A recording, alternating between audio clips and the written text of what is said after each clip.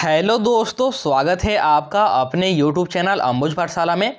तो इस वीडियो में हम लोग झारखंड बोर्ड परीक्षा 2025 के लिए क्लास 12th मैथ का यानी कि मैथमेटिक्स का 2 मार्क्स वाले जितने भी आपके सब्जेक्टिव में क्वेश्चन बन सकते हैं सारे के सारे क्वेश्चंस को हम लोग इस वीडियो में देखने वाले हैं। मतलब कि यहाँ से आपका 12 नंबर फिक्स होने वाला है, आपका 12 नंबर पक्का होने वाला है। बस मैं जिस तरह से बताने वाला हूँ आपको इसको ध्यान में रखना है। तो चलिए वीडियो को शुरू करते हैं। वीडियो को शुरू करने से पहले चैनल पर नए होंगे तो चैनल को सब्सक्राइब कर लीजिएगा और वीडियो को अपने दोस्तों के पास शेयर कर दीजिएगा ताकि उनका भी हेल्प हो जाए। इससे पहले मैंने 5 मार्क्स वाला और 3 मार्क्स वाला कंप्लीट करा दिया है। आपने अगर अभी तक वो नहीं देखा है तो उसको भी देख लीजिएगा। यहाँ से आपका सब्जेक्टिव का ऑल कंप्लीट हो जाएगा, ठीक है। तो यहाँ पर हम लोग 2 मार्क्स वाला करेंगे। तो चलिए बिना देरी के इसको शुरू करते हैं। हाँ, आपको डिस्क्रिप्शन में टेलीग्राम ग्रुप और व्हाट्सएप चैनल का लिंक दिया गया है, दोनों को ज्वाइन कर लीजिएगा। कोई भी लेटेस्ट न्यूज़ या फिर पीडीएफ वगैरह हो आपको वहीं पर सेंड किया जाता है, ठीक है। इसलिए आप लोग दोनों को ज्वाइन कर लीजिएगा। चलिए हम लोग इसको शुरू करते हैं। तो देखिए हम लोग यहाँ पर बात कर रहे हैं जैक बोर्ड क्लास 12 2025 के एग्जाम के लिए, ठीक है। 2 मार्क्स वाला क्वेश्चन देख रहे हैं, यानी कि यहाँ से आपका 12 मार्क्स फिक्स होने वाला है। आपसे 8 क्वेश्चन पूछता है जिसमें से कि आपको सिर्फ 6 क्वेश्चन को सोल्व करना रहता है, ठीक है। तो ये 6 क्वेश्चन आपको कौन कौन से सोल्व करना है और किस प्रकार से सोल्व करने हैं मैं आपको हर एक कुछ बताने जा रहा हूँ। देखिए मैं आपको यहाँ पर क्वेश्चन नहीं कराऊंगा क्योंकि क्वेश्चंस बहुत सारे हैं, क्वेश्चन अनलिमिटेड है। मैथ में क्या होता है कि मेथड होते हैं, मैथ में सोल्व करने का तरीका होता है, मैथ में क्वेश्चन के फॉर्मेट होते हैं। क्योंकि अगर मैं क्वेश्चंस कराऊं तो क्वेश्चन तो बहुत सारे हैं, कोई भी क्वेश्चन पूछ सकता है। जैसे यही क्वेश्चन है तो यहाँ पर जैसे एक्स स्क्वायर माइनस का 4x प्लस में 4, और आपसे क्वेश्चन में पूछ देगा एक्स स्क्वायर माइनस का 10x और प्लस में 5। तो क्या ये क्वेश्चन दोनों अलग अलग हो गए? क्या इसको अलग अलग सोल्व कराने होंगे? नहीं।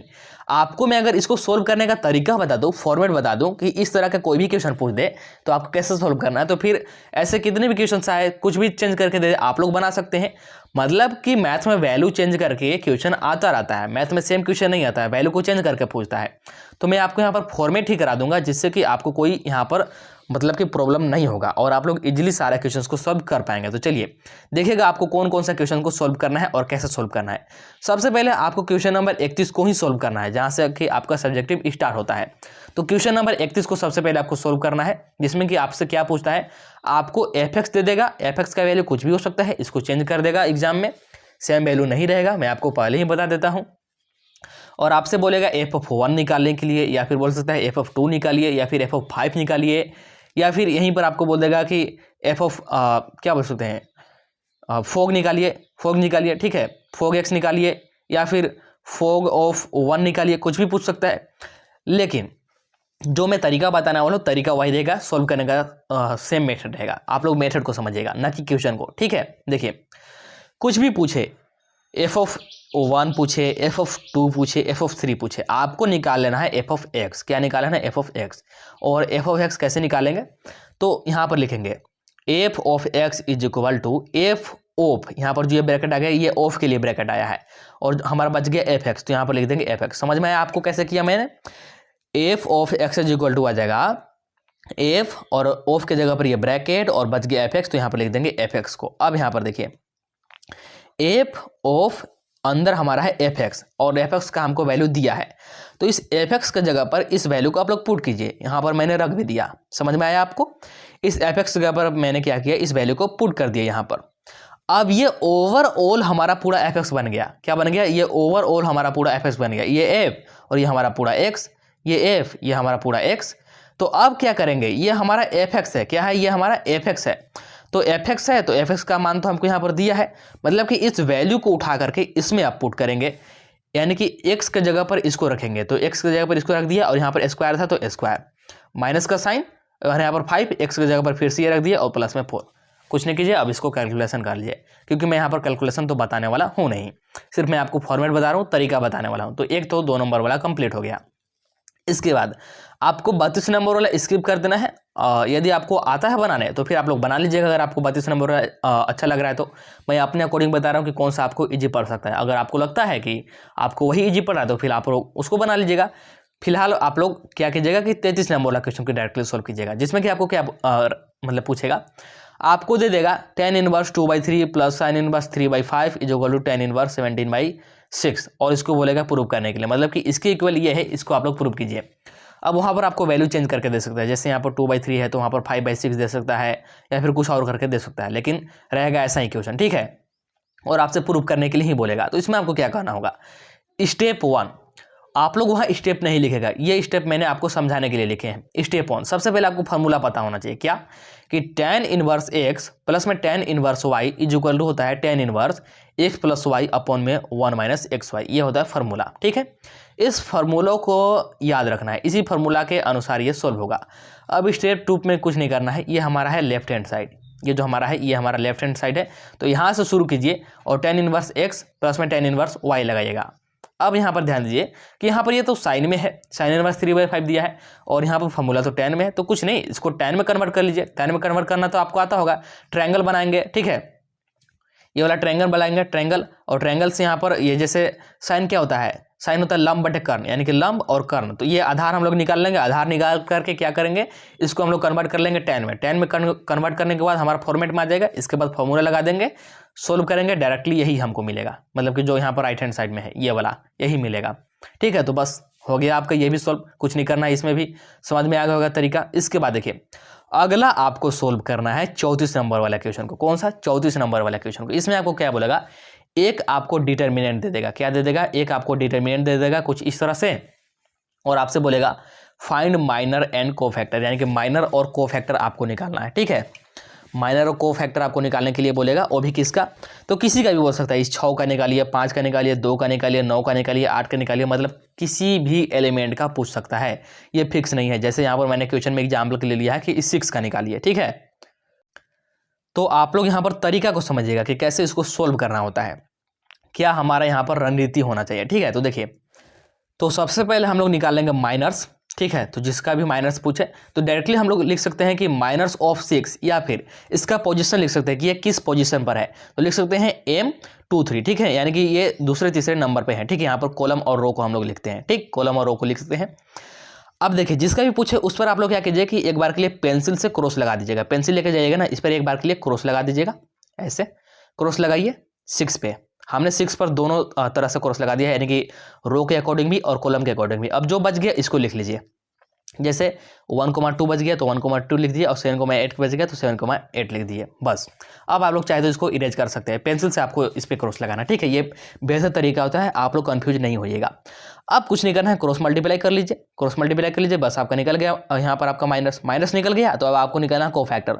कोफैक्टर को हम लोग डिनोट करते हैं कैपिटल ए से, ठीक है, कैपिटल ए, और यहाँ पर I, J होता है, I, J होता है, और इसके लिए एक स्पेसिफिक फार्मूला भी होता है, लेकिन मैं आपको बता रहा हूँ फार्मूला के चक्कर में नहीं पड़ना है, सिंपल तरीका है। यहाँ पर देखिए, जिसका भी कोई फैक्टर पूछेगा, जैसे यहाँ पर 6 का पूछा तो 6 दूसरा तीसरा स्थान पर है, ठीक है, मतलब कि 2,3 स्थान पर है, ठीक है।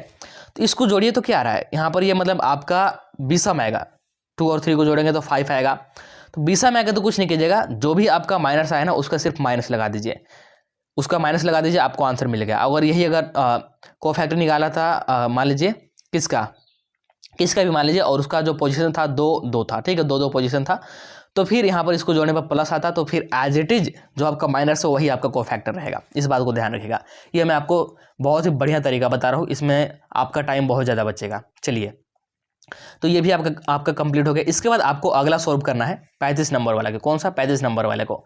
इसमें आपको क्या बोलेगा, ठीक है, इसमें आपको पार्शियल डिफरेंशिएशन वाला मतलब क्वेश्चन पूछेगा, पार्शियल डिफरेंशिएशन वाला, ठीक है, मतलब कि अलग अलग करके इक्वेशन बना करके इसको आपको सॉल्व करना होगा। दे देगा आपको, गिवन रहेगा x दे देगा, a theta minus sine theta, या फिर कुछ और दे सकता है, वैल्यू को चेंज कर सकता है, और y आपको दे देगा, ठीक इसी प्रकार से। तो x को इक्वेशन 1 मान लीजिएगा, y को इक्वेशन 2 मान लीजिएगा, इक्वेशन बना लीजिए। और आपसे फाइंड करने के लिए अच्छा क्या बोलेगा, dy/dx निकालने के लिए आपको बोलेगा, जबकि यहाँ पर थीटा में दिया है वैल्यू को। तो अभी आपको मैं बताता हूँ कैसे निकालना। सबसे पहले आपको इसको इक्वेशन 1 और इसको इक्वेशन 2 बना लेना है। अब देखिए, फर्स्ट स्टेप आपका क्या होना चाहिए, first step differentiate equation 1 and 2 with respect to theta, यानी कि थीटा के रिस्पेक्ट में ही, क्योंकि यहाँ पर क्वेश्चन में थीटा दिया है, हो सकता है कि आपको लेमडा दे दे, ऐसे दे दे कि अगर a और यहाँ पर दे दे आपका लेमडा माइनस का साइन लेमडा, अगर लेमडा दे तो फिर लेमडा के रिस्पेक्ट में ही आपको करना है डिफरेंशिएट दोनों इक्वेशन को, इक्वेशन फर्स्ट एंड सेकंड को, ठीक है। यहाँ पर थीटा दिया था, इसलिए थीटा के रिस्पेक्ट में हम लोग क्या कर रहे हैं, दोनों इक्वेशन को डिफरेंशिएट कर रहे हैं। तो ये आपका जगह dx/d थीटा और ये जगह आपका dy/d थीटा। तो इसको सोल्व कीजिएगा पूरा, मतलब डिफ्रेंशिएट पूरा कीजिएगा जितना ये मतलब स्टेप आगे जा सके, जितना डिफ्रेंशिएट हो सके, और उसको इक्वेशन थर्ड और फोर्थ बना लेना है। ठीक है, इक्वेशन थर्ड और फोर्थ बन गया। अब कुछ नहीं कीजिए, इक्वेशन थर्ड एंड फोर्थ से चलिए, इक्वेशन थर्ड एंड फोर्थ से क्या करेंगे, आपका dy बाई डी एक्स निकल जाएगा। मतलब कि dy by D X is equal to ऊपर रखिएगा y वाला, यहाँ पर चूंकि ऊपर y है तो y वाला रखिए, यानी कि dy बाई डी थीटा रखिए, और नीचे रखिए dx by D theta. D theta से डी थीटा आपका कैंसिल हो जाएगा, डी थीटा से डी थीटा कैंसिल, तो dy बाई डी एक्स आपका बचेगा। तो बस आपका वैल्यू मिल गया, बात खत्म। तो इसके बाद अब अगल का आपको कौन सा करना है, अगल का आपको करना है 37 नंबर वाले क्वेश्चन को। कौन सा, 37 नंबर वाले क्वेश्चन को। इसमें आपसे क्या पूछेगा, आपको दे देगा कुछ इस तरह का इक्वेशन दे देगा कि x dy by D X plus 2y is equal to X square, और यहाँ पर x नॉट इक्वल टू 0 है। ठीक है, इस प्रकार का मतलब दे देगा, और आपको बोलेगा IF निकालिए, मतलब कि इंटीग्रेटिंग फैक्टर, मतलब कि समाकलन गुणांक निकालिए। बहुत ही सिंपल होता है ये। क्या करना होता है, सबसे पहले स्टेप वन आपको समझना होगा कि इसका जनरल फॉर्मेट क्या होता है। ठीक है, जनरल फॉर्मेट क्या होता है, जनरल फॉर्मेट इस तरह का होता है, dy by D X plus P Y is equal to Q होता है। dy by D X plus P Y is equal to Q होता है, ये होता है हमारा जनरल फॉर्मेट। इस फॉर्मेट से हम लोग जो क्वेश्चन देगा उसको कंपेयर करेंगे और फिर हम लोग निकालेंगे। अच्छा, यहाँ पर ध्यान देने वाली बात है कि यहाँ पर p और ये जो q, ये p और q आपको जो देखने को मिल रहा है, ये या तो कांस्टेंट है, मतलब कि कोई ना कोई वैल्यू रहेगा। ठीक है, कांस्टेंट रहेगा, या फिर ये फंक्शन है, वो भी किसका, तो सिर्फ x का फंक्शन है। इस बात को ध्यान रखिएगा, इस बात को आप लोग हमेशा ध्यान में रखिएगा, ये आपका बहुत ज़्यादा हेल्प करेगा। ठीक है, तो चलिए स्टेप वन आपको समझ में आ गया कि ये आपको जनरल इक्वेशन को लिख देना है और इसके अकॉर्डिंग इससे कंपेयर कर लेना है, और कंपेयर करने के बाद स्टेप सेकंड में आपको इंटीग्रेटिंग फैक्टर निकालना है।